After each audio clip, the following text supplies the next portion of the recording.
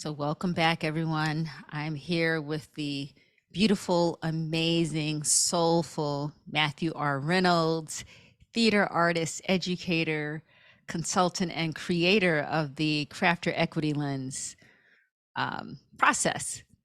So, Matthew, what I wanted to talk with you about was jealousy and envy. And let me just tell you why. Not that I have any experience of you at all being jealous or envious, but because but because I have that experience. And um I think a lot of I'm going to speak as a black woman right now, talking with other black women friends, or we could even take it to other entrepreneurs, creative folks. On the one hand, I had an experience where someone who I went to college with hit it big in terms of the theater world. She had a play done on Broadway. Wow, right? A black woman playwright. She made it. And at the time I was like happy and crying because she did it, and I'm happy and crying because wow, what about me? I feel left behind, I'm not good, that kind of thing. So tell us about how you look at jealousy and envy and how do you look at them, first of all? Okay. Well, you've sparked something, and so I wanna go there. Um, when we say, or when I say they made it, right? They made it Broadway, right? It's like, well, wait a second. Whose definition of success am I using? Is this really truly mine? And when am I hustling to win at supremacy culture that tells me that Broadway is the be all and end all? That means that you're successful. If you don't make it there, then you've failed in any other context. And so then if I take to heart the acronym FAIL, first attempt in learning, that sometimes if I'm really looking at those moments of failure or when it didn't necessarily go the way I wanted to, and I take some time and I breathe into it and I look at that, it may be something that's telling me that no, the end product, the thing that you feel that you need to reach or get to isn't really what you need right now. And maybe this fail is pointing you in the direction that you're supposed to go, and not necessarily that you're supposed to continue on that same path. And or it's like, oh, this fail is because I don't have certain skills quite yet, and I need to look at those skills and build them to get to the one that I'm on the path of, because it is the way, with the direction I'm supposed to go. So if I really am looking at that aspect of it, how much of my thinking is my thinking when I bump up against that jealousy and bump up against that envy? Is it the authentic me? Or is this that indoctrination into the status quo and dominant culture, and or me fighting against those things, the dominant culture and status quo, and my indoctrination into supremacy culture? And so it's still not the authentic me. It's the me that's fighting these things and not really just getting to be in the world. And that's what I think is important when we look at such emotions as jealousy and envy. When those things come up in our life, first of all, I want to ask myself, how much of my thinking is my thinking? Where is this coming from, really? Yeah. Like, let me follow that back a little bit. Tell us about that acronym for FAIL again. What does that stand for? Yeah, fail, first attempt in learning. So it's this idea that a lot of times, from the education world, that's where I got this. I wish I could honor the woman who was speaking. I was at an education conference back in like 2011, 2010, somewhere in there. And she had said this, and it struck such a deep chord with me. And it was like, oh, if we're teaching to the test and we're only teaching to that test and the outcomes of the test, and everybody's judging us, including the student, on the outcome of that test, look at all that learning that's being just kind of left. It's like waste, right? It's seen as waste because you're not supposed to fail. You're supposed to pass. It's supposed to be these things. You're supposed to achieve this stuff, which directly feeds into perfectionism, right? That everything's supposed to be perfect. And if it's not, then shame on you. You're not a good person. Or, we wrap our worth up in it. If I let that go if I truly just like let that fall to the side and really give it time and ask, hey, you didn't finish this right here. What's coming up for you right now? Or you got an answer here that didn't necessarily suffice this outcome, but what did you learn from this process? What's in there that can help strengthen, if it's math and an equation, help strengthen your understanding of that equation, or helps talk to you the way in which you learn, because that was a big thing in the classroom as well. You need to differentiate your classroom because there's multiple learners in your classroom.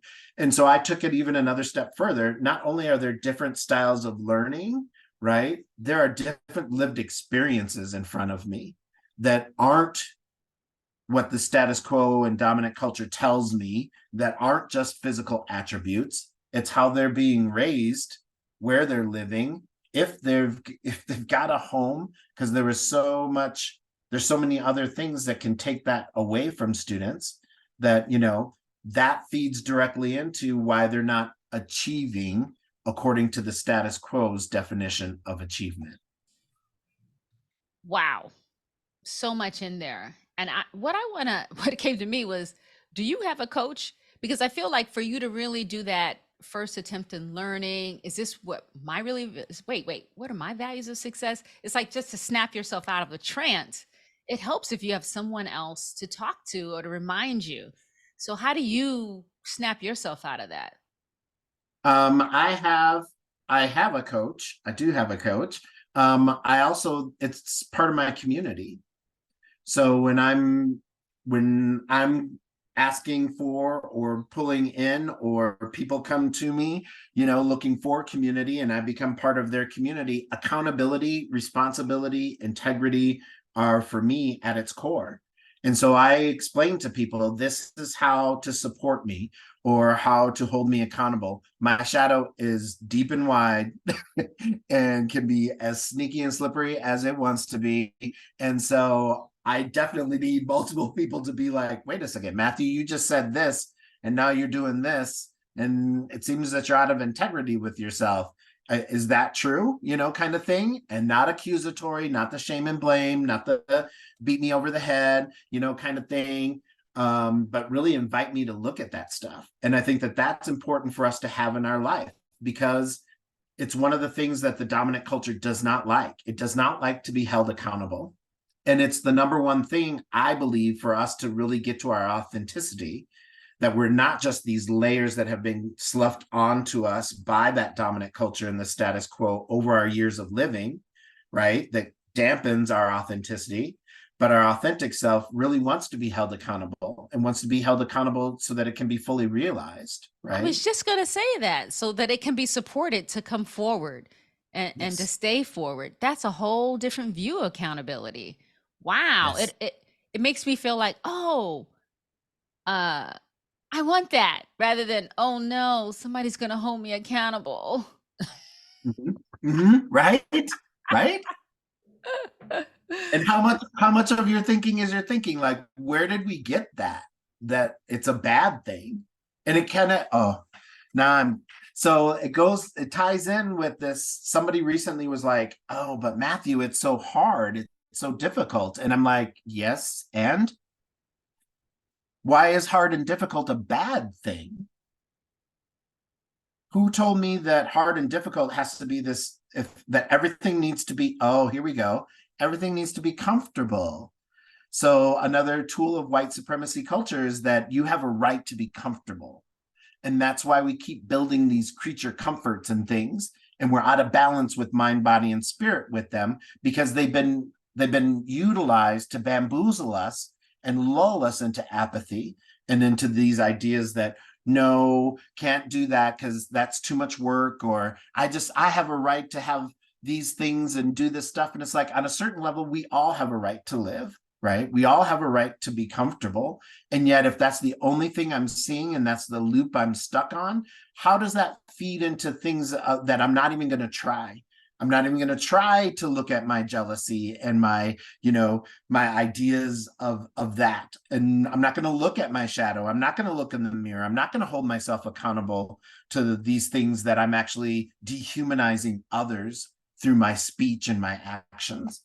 And so once again, they're like all these tiny little knots that get taught, and then we just need to untie them. And when people say, "Oh, that's so difficult," it's like, is it though?